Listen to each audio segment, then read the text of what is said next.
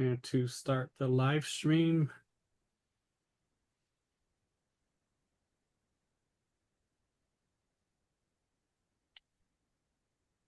So I'm just going to talk briefly about the African strategy for pure and applied physics. Chart and I have been involved in this process of identifying physics in Africa, and especially biophysics in Africa. And we've written an article which I've given a link to, or I've given a link to my slideshow, which is based on the article. And this article is going to be presented as a component of a complete analysis of physics in Africa to UNESCO sometime later this year, probably December. And our plan is to try and actually attract attention to physics in Africa, and our obviously interest is in biophysics. And as a component of this, we're wanting to get a database of all biophysics-related equipment in Africa and to actually identify the viability of doing experimental biophysics in Africa and find out whether there's the capacity to make proteins and DNA and all these things at any number of sites in Africa, and to find out where this talent is, and then identify the people associated with all of these facilities, so that we can have a baseline for getting together some sort of biophysics community in Africa. And so I'm going to give you the link in the first place, and then during Yasien's talk, I'm going to give the link to the database. And the database at the moment concentrates on structural biology, but it only has South African entries. There are no entries from anywhere else in Africa. So I don't know whether it's true that in fact there are no electron microscopes, NMR machines, X-ray diffractometers, or protein preparation resources anywhere else in Africa. I can't believe that to be the case, but I'd like to appeal to people for help in identifying those. And okay, so with that, I'm going to go on to introducing Mohammed. Mohammed's going to talk to us about his recent work on the HIV protease. I'm sorry, Yasien is going to talk to us about his recent work on the HIV protease.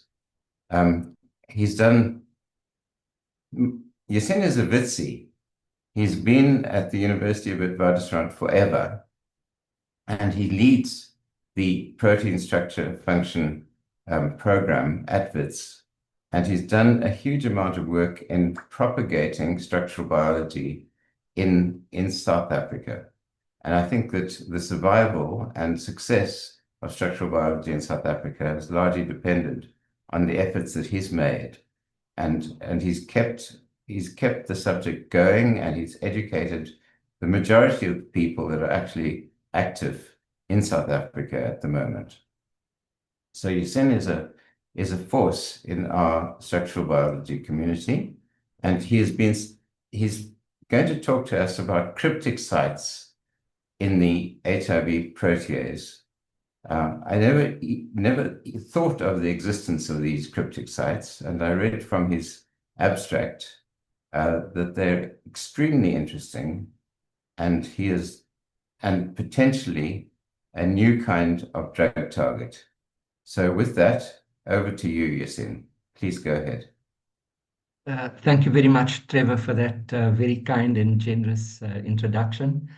Let me see if I can do this. I'm going to hopefully turn on my video. Okay, your face is not in the middle. Okay, is that fine? That's better, yes. Okay, so I think that's all that I need to do, but I think I disappeared again. When you share your slides will yeah. take over, but then Uh, there'll be a little inset with your face. uh, who can share? I'll say all participants. Is that right? Yes, Okay. And who can start sharing when someone else is sharing? I'll just say all participants again. Hopefully, okay, so that's yeah, fine. Okay.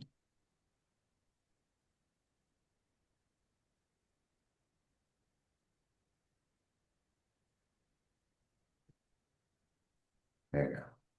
There we go. If you And go to full screen, you'll be fine. is that okay? Yes. And I'll just want to see if I can get a pointer. Okay. Great. Thank you. Thank you very much, Trevor. And I think I also need to thank Chart um, and the organizing committee for inviting me. I think the talk was supposed to be scheduled a bit earlier this year, but uh, Trevor informed me that he needed to move some things around. And so I was quite happy to do it at this time because a few weeks ago, I think it would have been very difficult to give this talk based on all the teaching and lecturing and marking, etc. But I've had a bit of time to at least put a talk together. So thank you once again, and thanks to everybody for joining in. Trevor, is it okay if I don't? I don't know. Are you able to see me? Because all I can see is my screen. Yes, we can see you. We Okay, can see brilliant. you and we can see the screen. Okay, lovely. So today I'd like to talk about these so-called cryptic sites or hidden sites. And they're not very well known or well characterized. And this was work that was actually done by my PhD student, Dr. Dean Sherry. So Dean was a phenomenal student. I really enjoyed having him in my lab. I lectured to him as an undergrad student, and then he came all the way through, an honors, masters, and PhD. And currently, he is working in the private sector for a company in Cape Town. And I know he's also doing some amazing work for them there. So today I'd like to talk about cryptic sites, and I've titled this Cryptic No More because we've managed to uncover this potential site. And I think we can regard this as a novel allosteric site in HIV protease, specifically the cantilever region. And I'll explain a bit about protease structure and where this region actually occurs. So onto just a very brief overview. I want to actually just share with you, why this research? Why do we actually do research into HIV protease? And then maybe just look at some of the structural features of this enzyme, and then how we can go about probing or searching for these cryptic or hidden pockets, and some of the tools that we've used to uncover these cryptic pockets. And I'm going to talk a bit about molecular dynamic simulations, which I think everybody knows about, but something that's not really that well known or people haven't really used it that much, and that's mixed solvent molecular dynamic simulations. I'll touch a bit on docking and also tools that we can use for structure-based pocket detection and fragment-based virtual screening, and then I'll conclude and also mention some acknowledgements. So why this research? Well, as you know, last year, 1st of December 2024, or the 1st of December every year, the world celebrates World AIDS Day. And last year we had the theme Equal Rights, Equal Care.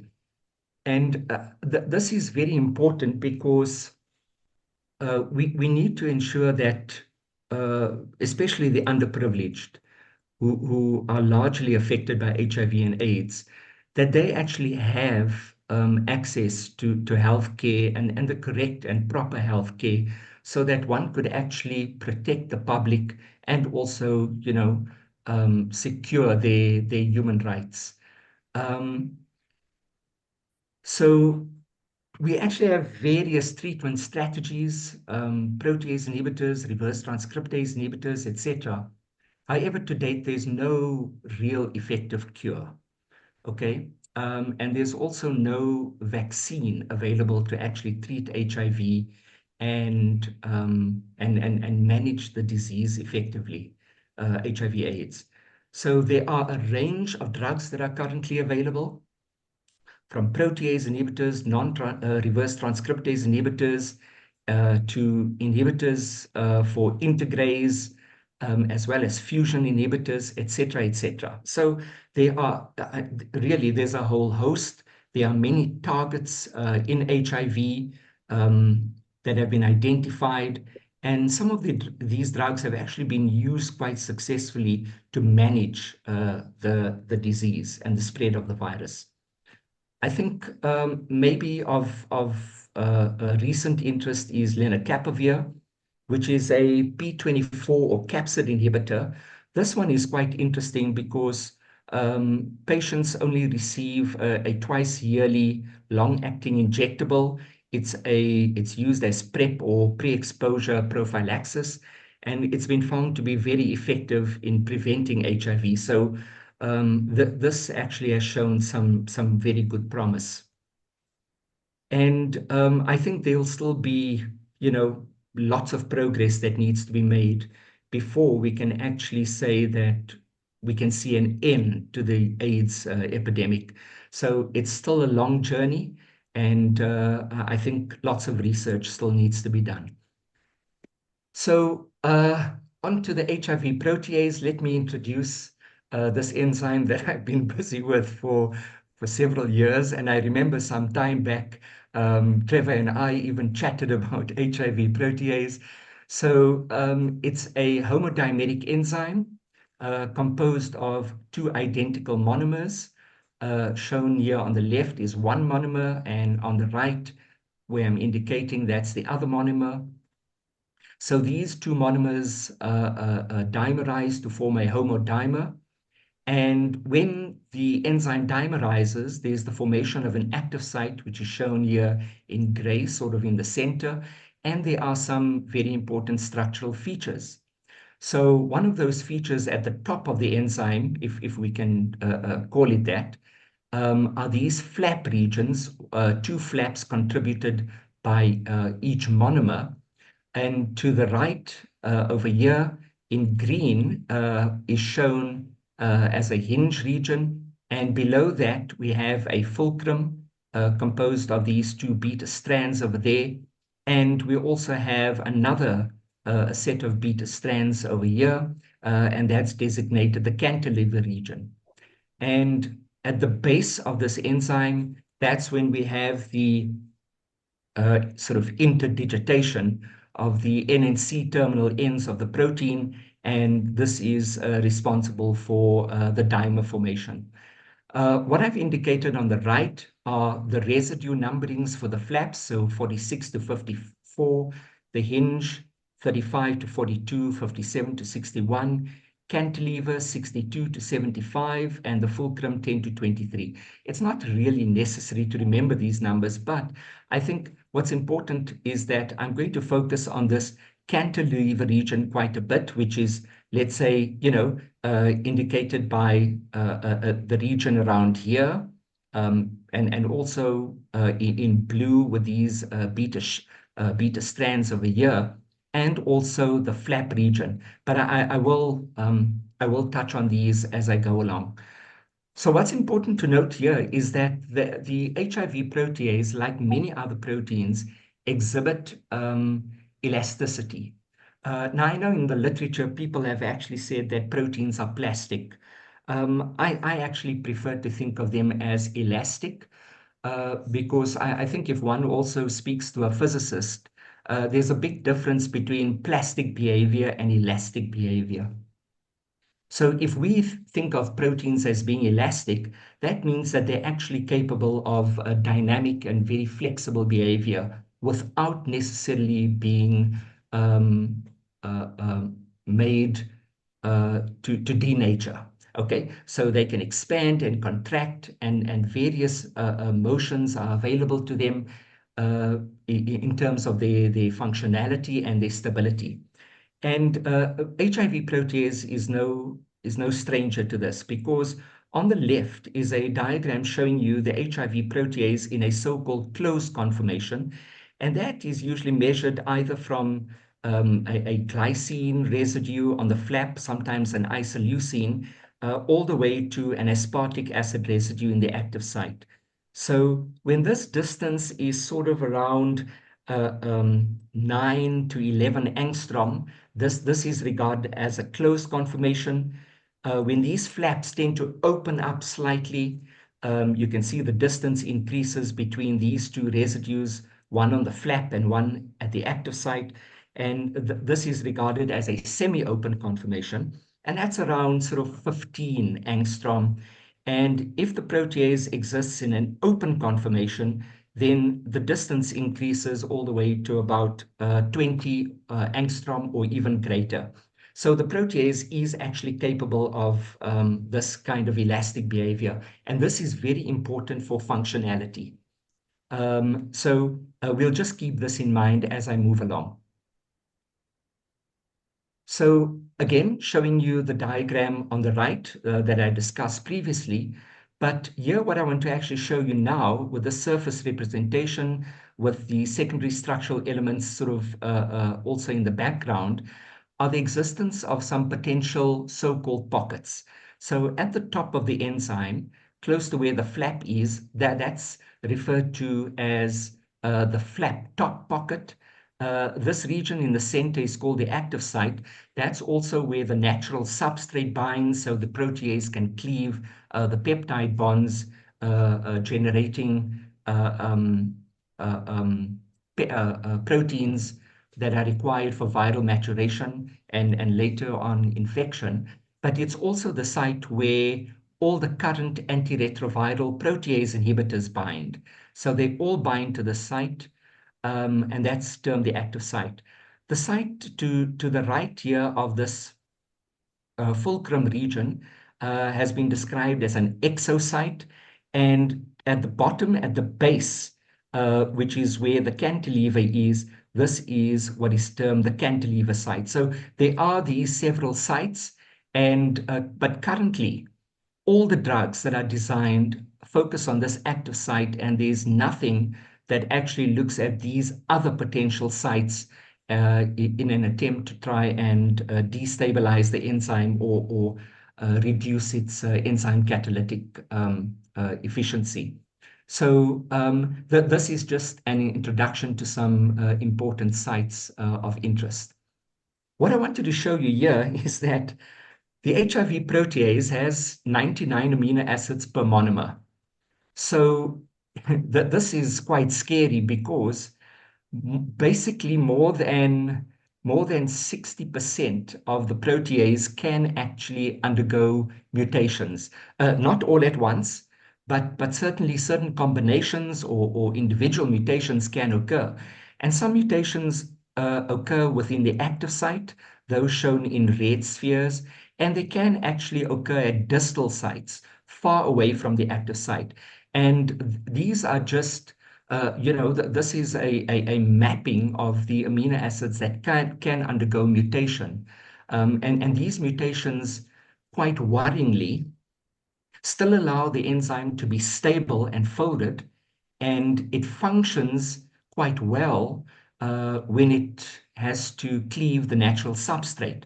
But when the drugs bind to this active site, they actually bind with reduced efficacy, with reduced affinity, and that sort of presents a problem because the viruses can then develop an escape mechanism, or there's some form of drug-induced resistance that can occur.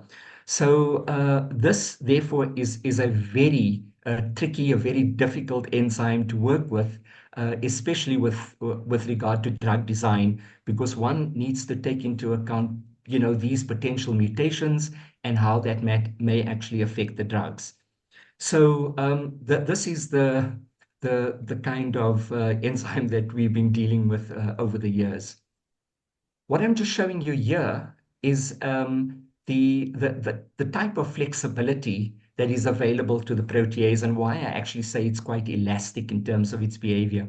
Shown on the left in the blue structure, the blue ribbon structure, is the wild type protease with these active sites, with the flaps in an open conformation.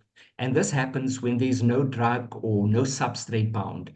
And I think what you'll notice immediately is that although the flaps are open, both flaps from each monomer don't necessarily open to the same degree. And this is a feature we've just noticed in these proteases. But we've also worked on a protease from a drug-naive infant that exhibited an N37 to T mutation, and the upward arrow V indicates an insertion. So the protease in this infant exhibited 100 amino acids per monomer as opposed to the original 99. And we've done quite a bit of work on this, and molecular dynamic simulations have actually shown that the flaps can actually open to a much larger degree compared to the wild type. And this obviously has an impact on drug binding as well as potentially the catalytic function of the enzyme. So flap and hinge region dynamics, and this is the hinge. Okay, these hinges are actually necessary because they actually allow the flaps to open and close. So you can't just look at the flap without considering the hinge region as well. So what we know is that these mutations, and we've seen several of these mutations now, they do in fact affect flap region dynamics and also the hinge. Whereas the wild type shows decreased flap dynamics. So onto the main part of today's talk. I want to just sort of give you a brief overview of the methods that we used without going into too much detail. So yes, we did molecular dynamic simulations. And for that, we obviously accessed protease structures from the PDB. And this here is the PDB structure ID, PDB ID rather, of the HIV protease that belongs to the South African subtype C protease. And I think Trevor would also recognize that, that PDB code. Because that was the first South African subtype C structure that was published a few years ago by my PhD student, Prevan Naika. And this structure has actually been used many times by many groups, you know, to represent the so-called subtype C structure, especially, you know, a representative structure of what the protease would look like in sub-Saharan Africa or South Africa. We've also used the SIV or simian immunodeficiency virus as another form of retroviral protease, Rous sarcoma virus, feline immunodeficiency virus, human T-cell leukemia virus, as well as Mason-Pfizer monkey virus. So you'll see in a moment why we've taken representative proteases and why we wanted to see if our method and our rationale actually, you know, was solid. All structures that were generated in this talk were generated using PyMol. We generated the dimeric form if only the monomeric form was available. I will produce some results later. We generated a disulfide bond, and that was done using disulfide by design. I'm not going to go through these. These are just the parameters that we set in order to define the disulfide bond between a cysteine residue 72 and 92 from each monomer in the protease. And then we use GROMACS for molecular dynamic simulations. I'm not going to go through the details, but we've used these high-power computers. We also took care of any protonation states of ionizable residues. We used a certain solvation model called TIP3P because these simulations were done in a solvent environment, a water environment defined by a certain cubic box. Simulations were performed for about 1,000 nanoseconds, which I think is quite impressive, given that one needs a significant amount of computing power to actually do this. So 1,000 nanoseconds or 1 microsecond is very decent in these days. When we just started off with molecular dynamics simulations, I recall we could only go up to about 20 nanoseconds, and in order to generate sufficient data to view the molecular dynamics simulations, it took us about 1 week to actually do this. So we've now got enough computing power to do these very comfortably, over a few hours. We used a particular force field. I think in any molecular dynamics simulations work, it's always important to define the force field. And there's several types of force field, but in terms of the software that we used, it was the AMBER 99 SB force field. We also took care of long-range electrostatic interactions using a particle mesh Ewald method. Also looked at short-range electrostatic and van der Waals interactions with a cutoff of about 1 nanometer. And then, yeah, I don't think people really use mixed-solvent molecular dynamics simulations that much. So I thought I'd just define this very briefly. So it's a type of molecular dynamics simulation where one takes a biomolecule, which can either be a protein, it can be a nucleic acid, and then you simulate that dynamic simulation, but you include both water as well as another solvent molecule. So when one does molecular dynamic simulations in a solvent environment, that's only with water. But the minute you include another molecule, then this is now termed mixed solvent because you have water as well as a small organic molecule. Mixed solvents are very good, or they are capable of identifying or locating these so-called hotspots or druggable pockets. And these are generally on the surface. Some, depending on the type of molecule, you might be able to get into the interior of a protein. But for the most part, these are surface-based kind of simulations. What's important is that when you do this, you need to understand what the free energy minima calculations are, and also how long each of these probes spend, how much time they actually spend in these binding sites. So these are termed residence times, and binding free energy as well as residence times, these help to identify these hotspots. And what we're actually after are binding energy values that are as low as possible and residence times that are as high or as long as possible.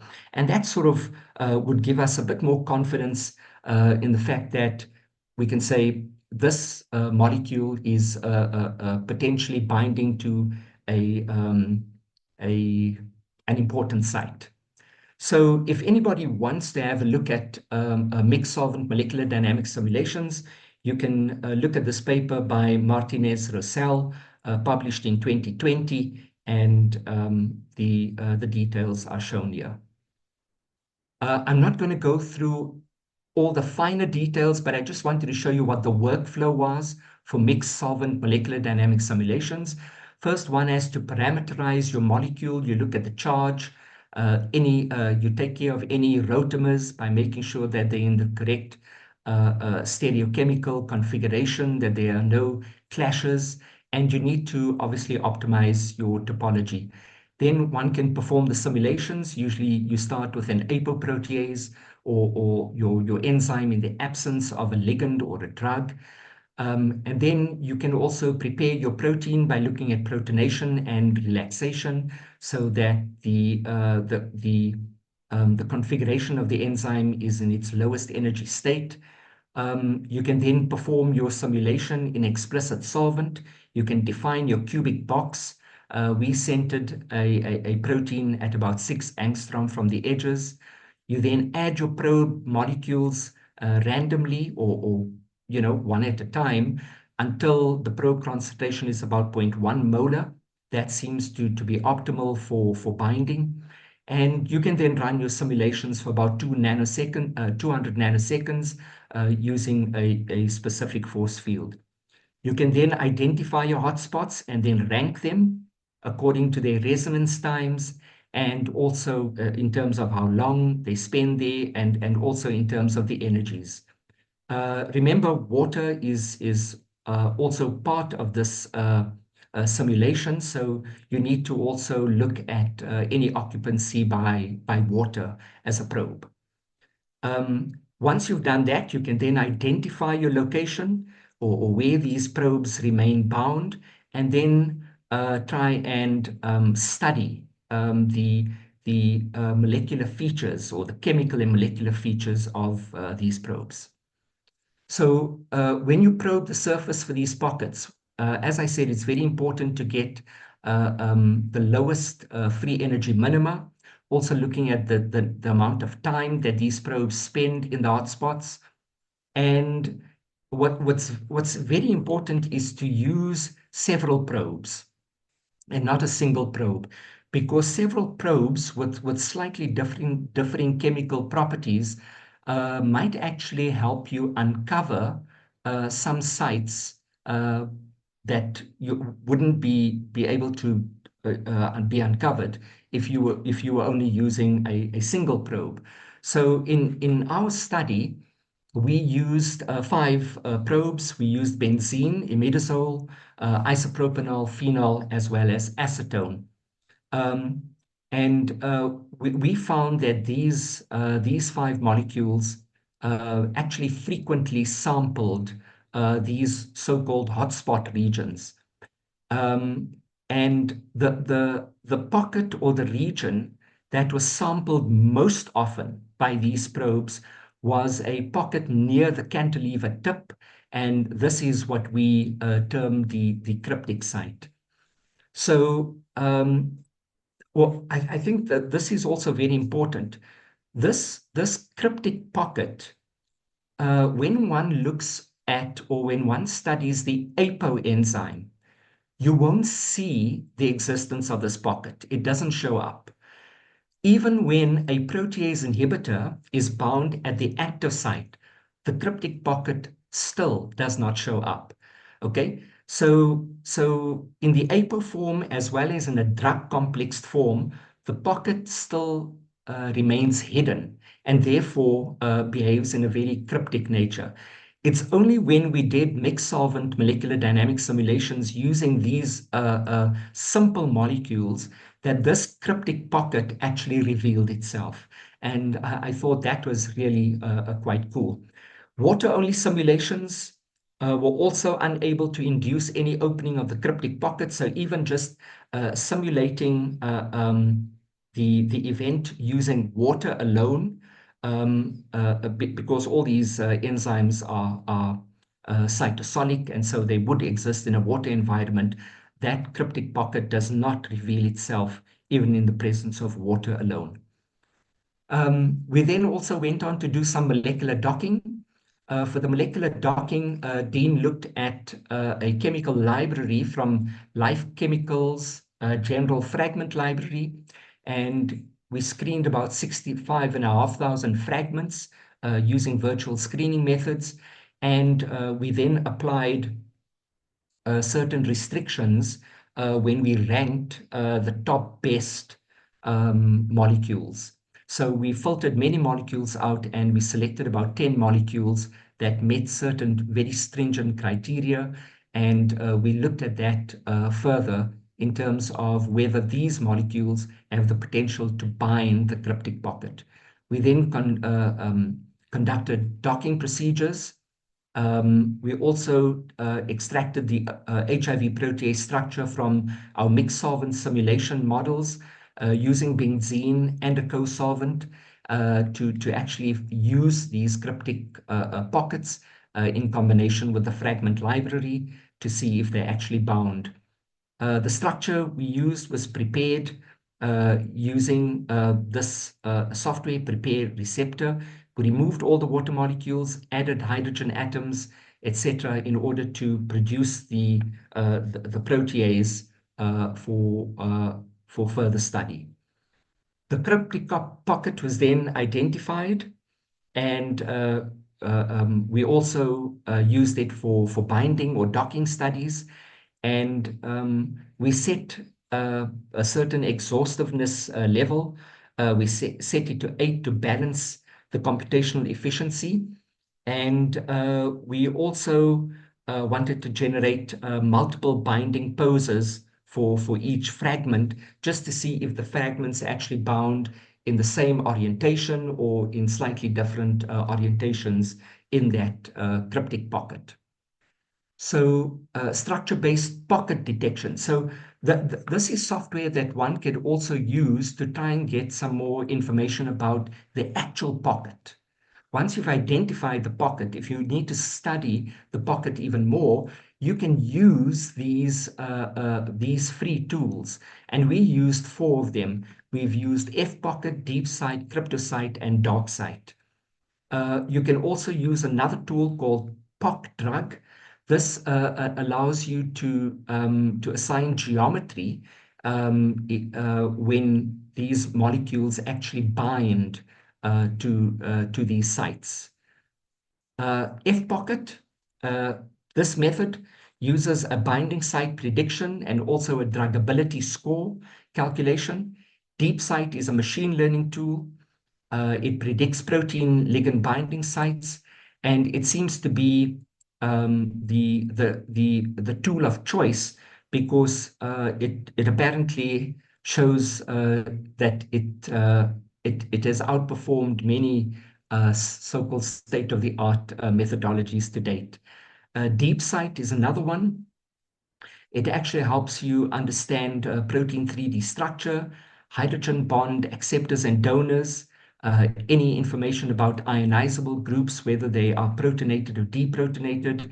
You can also get an understanding of the hydrophobic residues and hydrophobic interactions. And it actually utilizes a deep convolutional neural network in order to predict ligand binding. A bit of a tongue twister. DarkSight is another one. It also helps you to predict druggability on these pockets. And again, it looks at several chemical and geometrical characteristics. And then we used a support vector machine to look at druggability predictions and then score these in terms of trying to identify, the best molecule and also the best druggable pocket. So the probes that we used, I'll just put them up very quickly, and I'm sure you'll all recognize them. So that's the structure of benzene.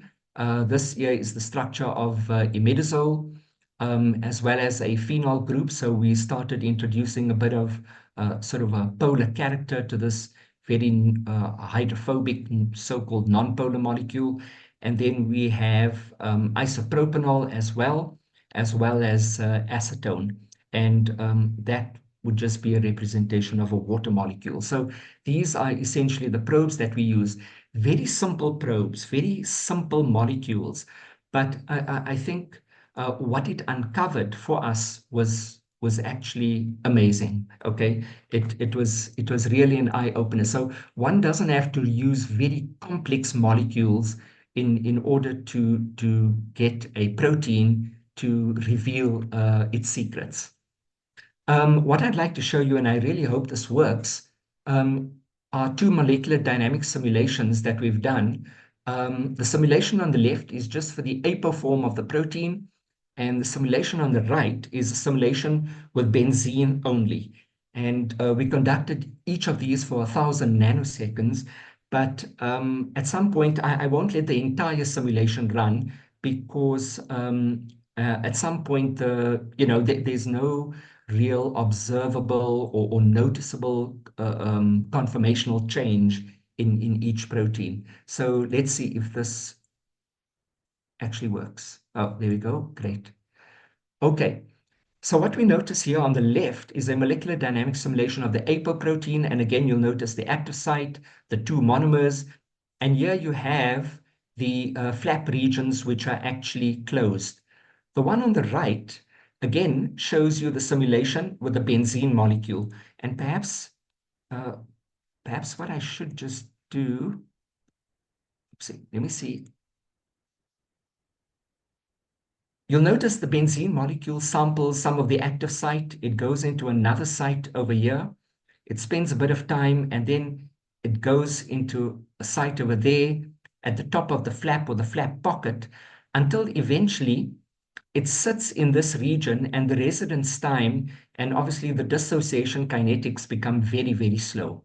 Okay, and it spends the majority of the time in this region over here for the rest of the simulation. Now, what I'd like you to note is that even though benzene is bound to this site, which is very far from the active site, it actually induces flap closure. The flaps are not open. The flaps actually remain sort of in a more closed, or maybe, if you want, a semi-open conformation. And this sort of suggests that there must be communication, or there must be some event that's occurring that's transmitted all along this region right up to these flaps. So it could be that the cantilever region is actually affecting the hinge, which then in turn affects the flap tips and allows those flaps to actually close. So this was the first sort of indication that we should be looking a bit closer to this region over here. So just to show you again, that's the protease, with nothing bound in the active site. The flaps are slightly open or semi-open, but when something is bound, these flaps tend to close in. You would have noticed from the simulation that benzene seemed to touch on this flap pocket over here. It also sampled this site called an exosite, and then it actually preferred to stay for quite a long time in this cantilever site. And that's what we actually started probing. So the cantilever site is sort of at the base of the enzyme. And I'm actually showing in green in the surface representation where the cryptic cantilever pocket is actually located. So this here is the cantilever pocket. Remember, the enzyme active site is over here, and you can see it is actually separated by a reasonably large distance. If memory serves, I think it's definitely over about 15 angstrom. So it is actually quite far away. This was actually quite an interesting result, because when we did this and we looked at the cryptic pocket in the absence of any ligand or any drug, the cryptic pocket would have been sort of or could have been represented by this green region here. But like I said, it's very difficult to actually observe this pocket when you have an apo form of the protease, or when it's complex to a drug. And this is the situation where it's complex to a protease inhibitor. And the two scenarios are reasonably similar, okay? Although it does appear as if you have slightly more area being shown when a protease inhibitor is bound. But the situation is a lot clearer when one uses benzene. So when benzene, that simple benzene ring, appears in this region, you can see that a lot more of the cryptic pocket now becomes visible. And the same is true for phenol, acetone, imidazole, and isopropanol. Okay, so these simple molecules have actually helped us to reveal a potential site which could not be that visible, or is not that visible in the presence of a protease inhibitor or even in the apo form. So the cantilever tip, this cantilever region, also changes its conformation in terms of curling in and curling out during these molecular dynamic simulations, and I'll show this in a moment.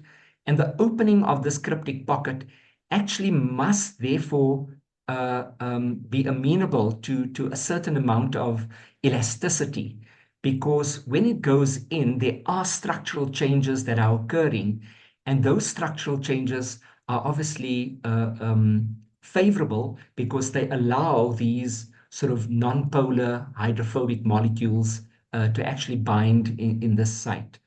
So there seems to be some inherent flexibility in that cantilever tip, which gives it this structural elasticity.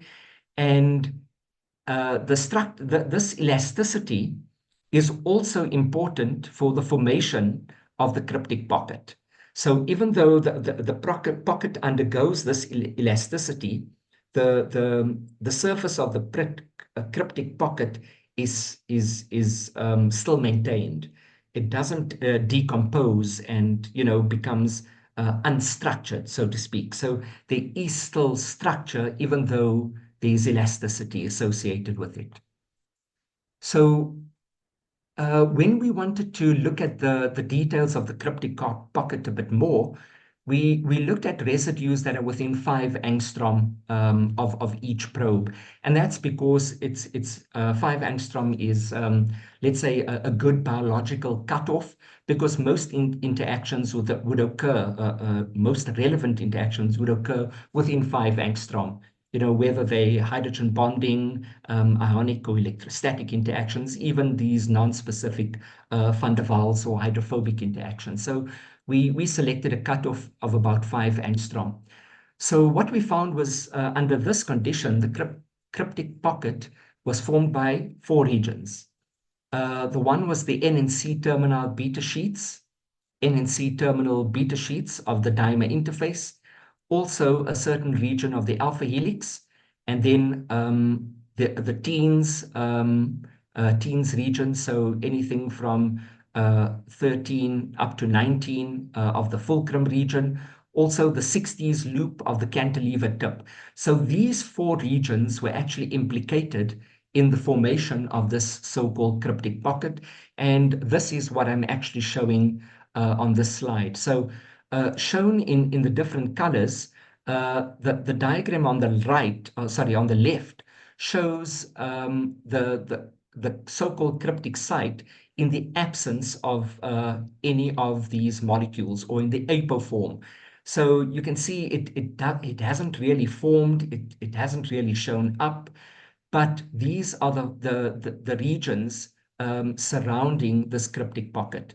However, when a molecule is actually bound, okay, these amino acids have actually been found to be within 5 angstrom, and they are contributed by the fulcrum, the active site, the cantilever, the alpha helix, as well as the dimer interface. So there are actually several regions within the protease that contribute towards the formation of this cryptic pocket, and I think that that is quite relevant. So what we did was we used these structure-based software programs, fpocket, DeepSite, CryptoSite, and DarkSite, to try and get some more information about these cryptic pockets. And fpocket identified for us, in most of the simulations, obviously the active site, which would have made sense, but it also highlighted another potential site over here. DeepSite showed us the active site as a potential binding site, but it also identified these sites around the hinge region, and then it also showed us another site around this alpha helix.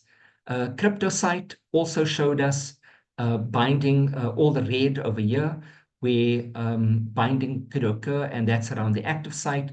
And it also highlighted the potential site over here, which is the cryptic site. The dark site software showed us an additional site in addition to the active site over here on the hinge, the cantilever. It also identified the site shown in blue, which is called the face site. So this cryptic cantilever pocket, which is highlighted by the green arrows, was actually formed by these consensus amino acid sequences. And, a quick visualization of these amino acids would tell us that this pocket is mainly sort of hydrophobic in character. So that means small nonpolar hydrophobic molecules could potentially make binding interactions with these residues from these four sites on the protease. So the active site cavity shown in red was the most prominent pocket. F pocket, deep site, and dark site identified two secondary pockets. Okay, two secondary pockets. And deep site and dark site also identify these pockets with an additional site called the face site, which is shown here in blue. And this cryptosite, the cryptosite software, showed us that these residues, leucine, aspartic acid, glycine, aspartic acid 29 and 30, as well as these are likely to be part of this pocket. So why is this important? Because if we could engineer a molecule that would maximize the interactions at this pocket with these residues, there is the potential for affecting the enzyme activity of this protease, and I'll get to that in a moment. So surface pockets using structure-based methods. What we did was we used known HIV protease inhibitors. For example, darunavir here is the most recent HIV protease inhibitor. It is highly effective. And you'll see that in cryptosite, F pocket, deep site, and dark site, darunavir has been found to bind in the region that we know it to bind, but it's also located additional sites for darunavir. So darunavir may not only bind to the active site, they also could bind to these other sites. K12 and HIV E9, these are sort of molecules that are undergoing testing at the moment, potential clinical significance, significant clinically. They also identified potential binding sites. So what we actually saw with these programs and these three drugs is that there is a non-active site pocket called the face site, as well as an exosite, a flap pocket, and this other pocket near the cantilever, which is also around the 90s alpha helix. So these are additional sites that could be explored for future use. So the cryptosite, this program over here, consistently indicated that the active site residues obviously form part of the pocket, which would make sense. This diagram here, I think, is what sort of really nailed it for us. Because what we did was we took, once we've identified this cryptic pocket, we wanted to know how conserved this pocket is and what the influence of this pocket would be on, let's say, the dynamics of the flaps as well as other regions of the protease.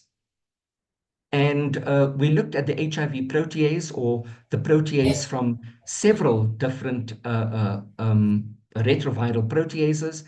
And the first important point here is that the cryptic pocket was always identified in exactly the same location in all of these retroviral proteases. The second is, if one looks at the alpha carbon backbone or the RMSF values, you'll notice that when in the apoprotease for this structure, the flap regions are quite dynamic. As you can see, colored sort of red and yellow, according to this sliding scale over here, with 4 being very flexible, highly mobile, and 3 being quite stable or rigid. So there are quite a few regions in the proteases that are quite flexible. But when you look at the cryptic pocket and binding to this region, you can see how it actually induces folding or stability of the flaps, closing over the active site, and even over here, still quite a bit of flexibility. And even if you look at the T cell, the leukemia protease, you'll notice that there is also quite a bit of flap flexibility. So this actually told us that um, these cantilever regions, although they are reasonably dynamic, okay, they can actually induce structural changes in other parts of the protease, and that this behavior is consistent across all proteases. Okay, some to a greater degree than others. So now that we sort of identified the cryptic pocket, its location, we also have an idea of the chemical makeup in terms of the residues. We wanted to ask ourselves whether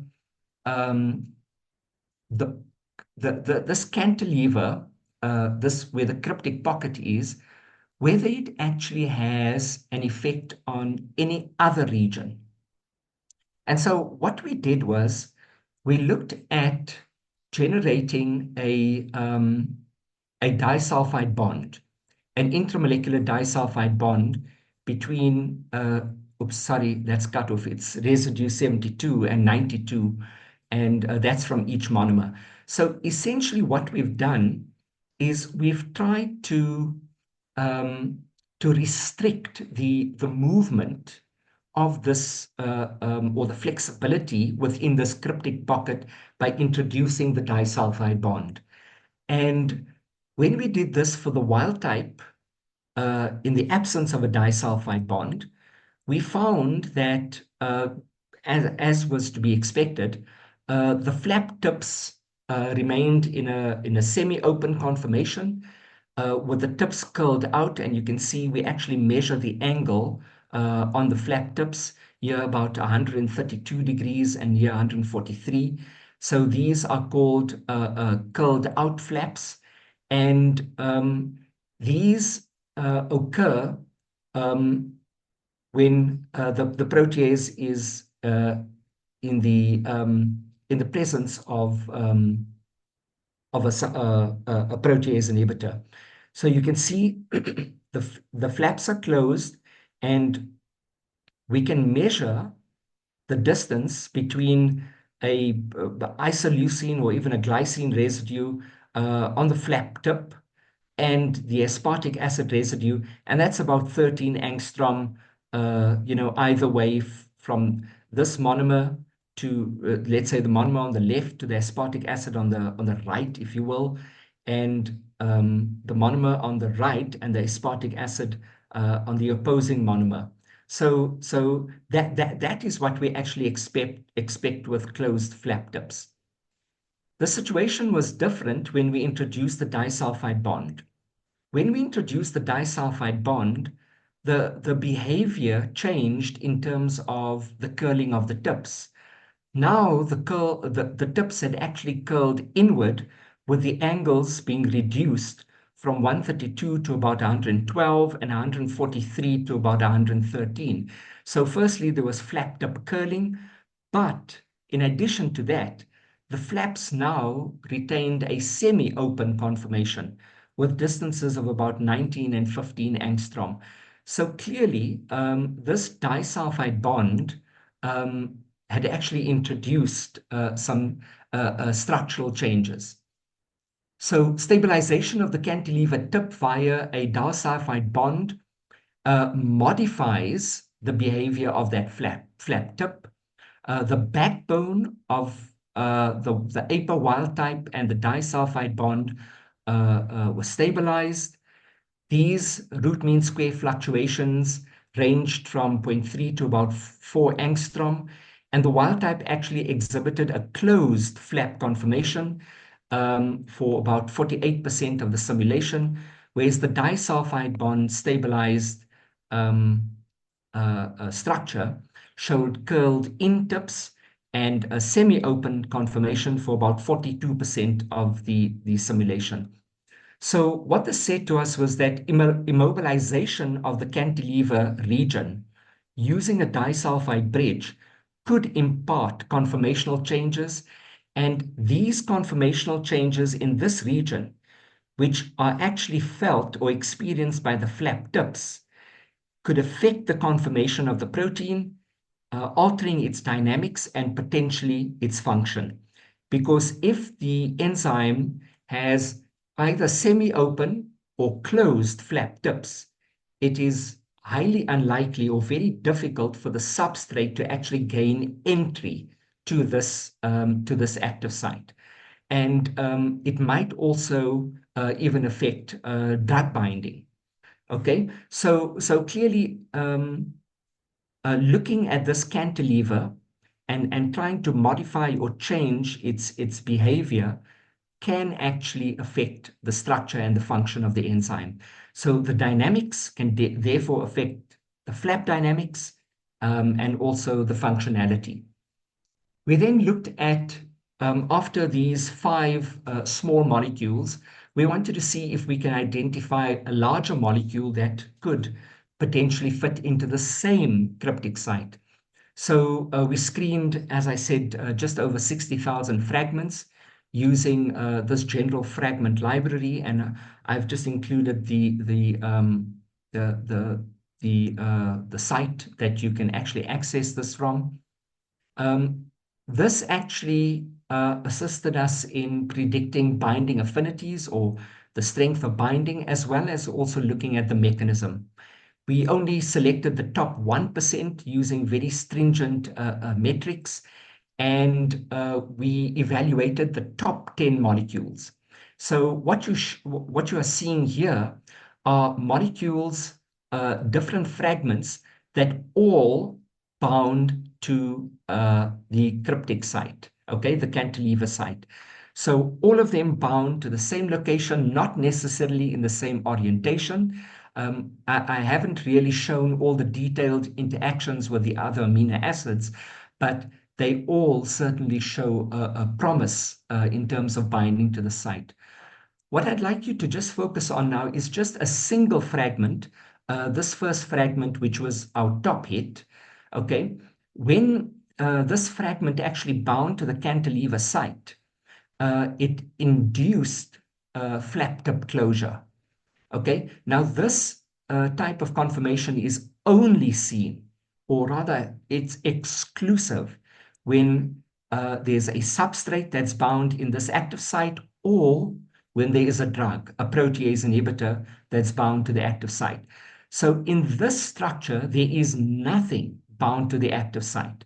The only molecule bound is now bound to this cryptic site in this cantilever pocket, and it has actually been very effective at inducing flap closure. And this is a comparison just to show you, what a semi-open flap would look like versus a closed flap. Okay. The other important point is that if you look at the RMSF or the flexibility, you'll notice that these flap tips are sort of more red, if you will, in color, which indicates, a bit more dynamic behavior and flexibility. Whereas when the fragment is bound, this region over here does not exhibit any flexibility. In other words, it is very, very stable and it appears to be closed. And this is very good news, because that means that this site most likely would not be accessible to the HIV substrate. So the active site region as well as the flap tip of the monomer exhibit lower RMSF compared to the opposing monomer of the fragment-bound complex. What is important here is that all FDA-approved inhibitors, whenever they bind to this site, they induce flap closure, okay? And when the flaps actually so-called lock down, then it inhibits the enzyme and also potentially inhibits its proteolytic activity. So to conclude, what we found was we could identify a novel cryptic cantilever pocket on the surface of an enzyme of HIV protease using this mixed-solvent molecular dynamics method. And we didn't use a single probe. We actually used 5 probes. And with each probe, we consistently identified the same pocket. Oh, sorry. We then also, in terms of trying to understand this cryptic pocket, we introduced a disulfide cross-linking, and we saw that there was changes in the flap tip behavior and also in the ability to change the conformation of those flaps. Changing the conformation or altering the dynamics of that flap or those flaps is very important, because if we can induce closure, we can essentially inhibit the enzyme, okay? Or if we induce flap opening and cause the flaps to remain open, that could also be a mechanism that one could use for inhibiting the enzyme. Molecular dynamic simulations of our top scoring fragment also identified the cryptic pocket, and that was just further validation for us in terms of the site, and therefore even this top scoring fragment could be used as a template or a model to generate a library of compounds that could be used to test for enzyme inhibition. The cryptic cantilever pocket for us, I think, represents a novel site that could be explored for drug development. The only limitations of such a study, and I take, I'm fully aware that this is a completely computational study, and we can't go on all of these results as being sort of absolutely correct until we validate them further with some wet lab experimental work. So there are definitely limitations here. So while the mixed solvent molecular dynamic simulations allowed us to identify a pocket, there were certain structure-based programs that allowed us to characterize the features of these pockets. We still have limited or no thermodynamic information regarding the binding and the specifics in terms of the interaction. So in order to do this, there is no doubt that one must do more detailed thermodynamic studies, either using isothermal titration calorimetry, differential scanning calorimetry, SPR, etc., as well as more detailed structural biology studies. And I think Trevor already pointed to this, at the beginning of my talk. So the structural biology is very important if we are to get a much more detailed and comprehensive understanding of the biomolecular interactions at this cryptic site. But I think that the take-home message here is that this cryptic cantilever pocket presents us with a promising target for allosteric modulation. And this is important because we are now able to identify a site other than the active site, or other than the site where a substrate would bind, or even all the current protease inhibitors bind. So looking at allosteric modulation, I think for us is a very exciting and new opportunity to look at how the dynamics the protease changes and how those dynamics actually impact on function. This work has been published and it's available in Protein Structure Function and Bioinformatics. And this is work that was done by Dean Sherry and myself. And I just wanted to acknowledge the following people. First and foremost, Dean Sherry, and I've included his picture over here. A really remarkable student. I really wish I could have held on to him longer for a postdoc. We could have done a lot more wet lab experimental work, testing our idea and validating perhaps this hypothesis. Also, my colleague, Dr. Ramesh Pandyan, who generated the molecular dynamics simulations for me. All of our postgrads and our students, my colleagues in the protein structure function research laboratory. We are quite a large laboratory. We have about 40 MSc, PhD, and postdocs.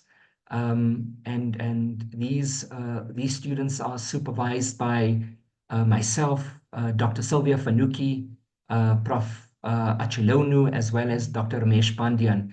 And I really have a fantastic group of people with me. I couldn't have done it without them. So I really must acknowledge all the postgrads, postdocs in our laboratory. Obviously, the NRF for giving us money. And last but not least, definitely Trevor and Chart and all the organizing members. And Trevor, I must say, I really think you're doing a fantastic job with these biophysics online seminars. And I'm really looking forward to seeing this grow much more. Thank you very much. Thank you very much, Yasien. It was a very clear and interesting lecture. And thank you for the kind things that you said at the end. We really have to, we structural biologists have to stick together. That was what Tom Blundell always used to say. Yes, absolutely. I agree. So thanks again. Thank you for, Okay. for the very interesting talk. And I think I'm going to ask people to indicate whether they want to ask questions. Okay. Thank you. Should I still continue sharing or stop sharing? Well, I think you might want to go backwards and forwards. So keep. Okay. Okay. So I'll just keep it on the screen. Thank you. So there's nobody's put up their hand. I put up my hand. Oh, okay. Lawrence, go for it. Go for a question. Yeah, so it strikes me that over the years, there may be a lot of people who have structures that maybe they did not even submit to PDB, where some molecule was in some site that they considered to be off and did not understand what was happening. Have you thought about that? And how do you put, I guess you published a paper, but how do you put the word out that send me whatever structures that you thought were junk, 20 years ago? That's one question. And then the other question was I guess 30 years ago, two molecules that were sort of interesting that were HIV protease inhibitors was buckyballs and benzodiazepine. Did you look at any of those molecules for binding at this cryptic site? Okay, so thank you for the question, Lawrence. To answer your second question first, no, we did not look at those two. I think that would be interesting. Maybe what I'll do is I could reach out to Dean and just ask him if we can actually use those molecules as well and see if it also exhibits the potential to bind. The first question, getting the message out there, that's a bit more difficult because I think people might actually be sitting with structures, as you say, that they've just not deposited into the PDB, and they thought that this is probably not worth exploring. I'm not sure how one actually gets the message out there to them and say, in light of this new information, we actually think you should be re-looking at this. This paper has been published now. I mean, it's sort of reasonably early days. So I'm hoping that, maybe if the paper becomes more visible, or people start citing it more, that others in the field might actually realize that they could be sitting on potential molecules that could be explored further. Yeah.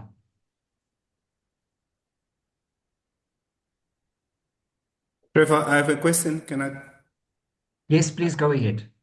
Yeah, yeah. Thank you for the very interesting presentation, Prof. Said. I just want to ask what effect, whether you were able to run this analysis using HIV protease mutants that are associated with the drug resistance, and I'm also wondering if those conformational changes that you reported could be resolved using maybe simple techniques like limited proteolysis or fluorescence spectrometry, just to mirror the kind of, because I guess what you were showing us are largely just based on in silico analysis. Thank you. Yeah.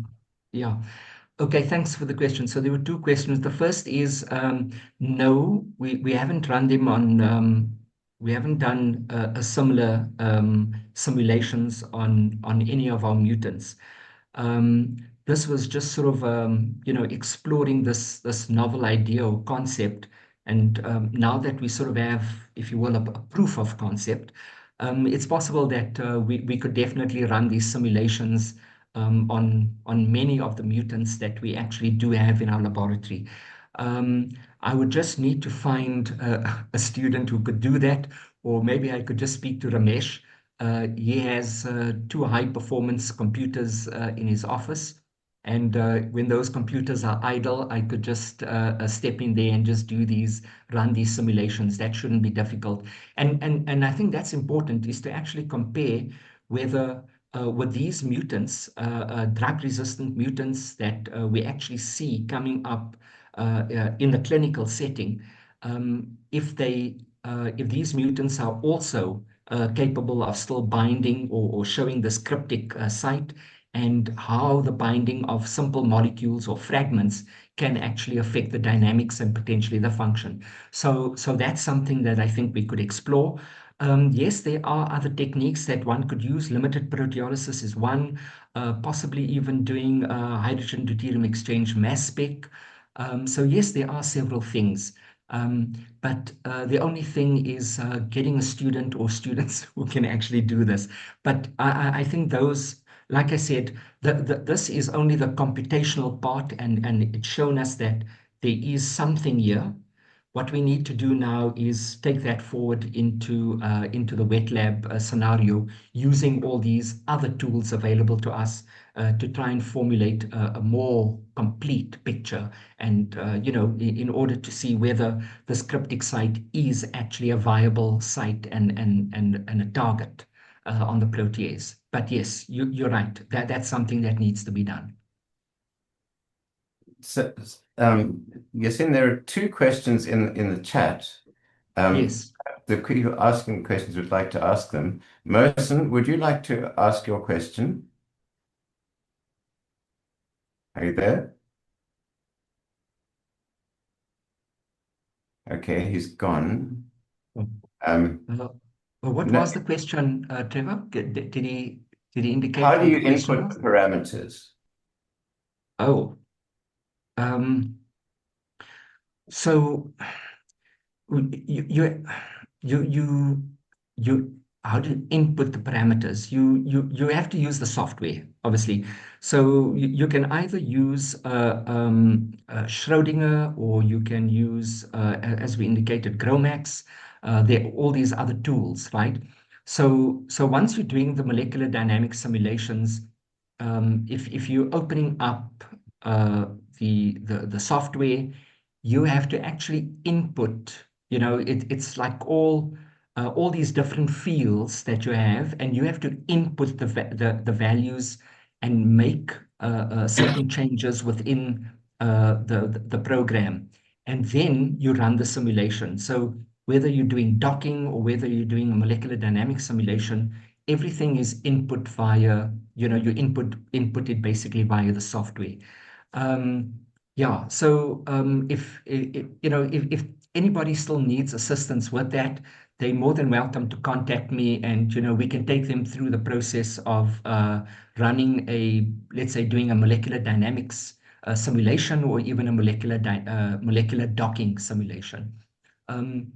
Yeah, and I can also refer them to some papers that have come out of our laboratory on methods that one could use for docking as well as dynamic simulations. That'd be very handy. There is a question that says, will you put your email in the chat? Okay. Okay. Okay. And then the next question from Lucas. Why did you use protein structure from the system equilibration and not after the production? Why did we use? Oh, Lucas, do you want to explain your yes, question? yes, I can see it now. I can ask it. Hello? Yes, Go yes, ahead. Lucas. Hi. Yes. So I was following the presentation. First of all, thank you so much for fantastic presentation. And I was lucky at one of your slide. I noticed that you used the protein from the equilibration, and I was so much interested. Like, why did you didn't use the protein after the production of your MD simulation? Why did we use the protein structure from the system equilibration and not after the production? Okay, so Yes. usually what we do is, why we've done that is, when you've removed, when you take the structure from the PDB, you have to curate that structure in a way where, because remember, the structure doesn't have, if it's an X-ray crystallography structure, for example, you won't see any hydrogen atoms. You might have some regions that are missing, or amino acids with very strange looking side chains or geometries. So one needs to correct all of that. One of the other things that you need to do is remove your solvent molecules. If you need to, you would remove your ligand, or any molecules that are bound, so that you have an apo protein. Taking that protein, you then have to run it through the system so that the structure is equilibrated, so that it actually achieves a stable energy, or the minimum energy required. And at that point in the equilibration, when the structure is not changing significantly, and when the free energy scores are at their lowest, then it's at that point that you would use that structure from the equilibration, okay, in order to run all the other, because that is the most stable structure, and that's why we begin using that protein structure from the equilibration, and not just after the production. Does that make sense? Okay, So yeah, the sure. very first step is to always run a system equilibration, so that your structure is stable. Okay, and you can't just use it, from, let's say, directly from a PDB structure and then run that, because that structure is not necessarily stable. Yeah, so you need to equilibrate the system in terms of all the energies, in terms of the solvent molecules, etc. And once the system has stabilized and it's equilibrated in terms of its energy, then you can select that as your starting point for all the subsequent simulations and docking, etc. Thank you so much. Thank you. Okay, thank you, Lucas. So I'm going to let myself ask a last question, and then you can. Can I ask a question? I've had my hand up a while, Kev. I didn't see. Sorry, Bob. You go ahead. Okay, sorry, I didn't want to interrupt, but kind of just a quick question. So do you plan to actually use this information now to develop new inhibitors or kind of inhibitors coming in from a different angle? Thanks, Prof. Dieter. Nice to hear from you. We haven't chatted in a while, but thanks for the question. So I would like to. There are potentially two challenges there. One is I would need more funding to carry on with the project, and two, obviously, I would need a student or students.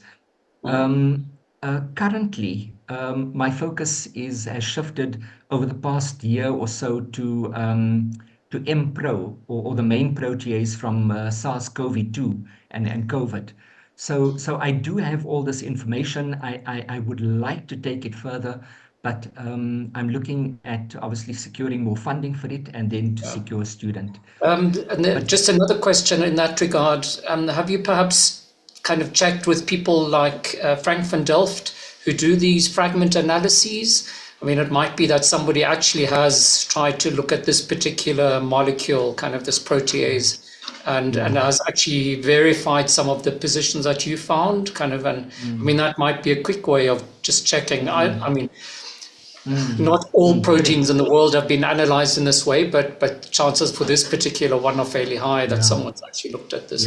And I don't think they publish all of those or kind of put all those structures on the PDB because it's too uncertain. Yeah, so I haven't contacted Frank, but I think that's a good suggestion. Thanks for bringing that up. I will definitely make a note of that. And secondly, I think maybe in terms of taking this work forward, I'm actually thinking of giving part of this work over to Ramesh, so that maybe he can actually take it and run with it. And because we have access to Diamond, it's quite possible then that we could maybe even order these fragments if they are commercially available, and see if we can potentially, because it's not a problem for us to crystallize the protease. We have the conditions, but it's just to get it as a co-crystal or crystallize it in the presence of this fragment, and then certainly send it over to Diamond. But I think at the same time, once we do have the fragment, or looking at the fragment, I think it might actually just be a good idea immediately to get in touch with Frank and ask him if they've already done something with this and they already, they've got some data already. But yeah, thanks for that suggestion, Wolf-Dieter. I'll definitely make a note of it.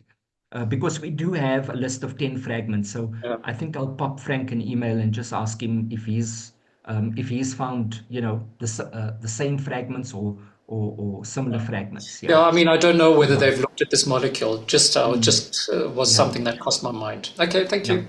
Perfect. Good suggestion. Thank you. Thanks, Prof. Dieter. I was actually going to ask a very similar question, so I won't ask mine. With that, I'm going to close the meeting. Thank you. Well, unless somebody else speaks up quickly, there are no other hands up. Okay. Thank you very much for coming. Thank you for listening to Yasien, and thank you very much, Yasien, for a very clear and helpful presentation. Thank you. Awesome. Thank you, Trevor, and thank you everyone for attending. Goodbye. Okay. Bye. Goodbye. Bye-bye. Thank you.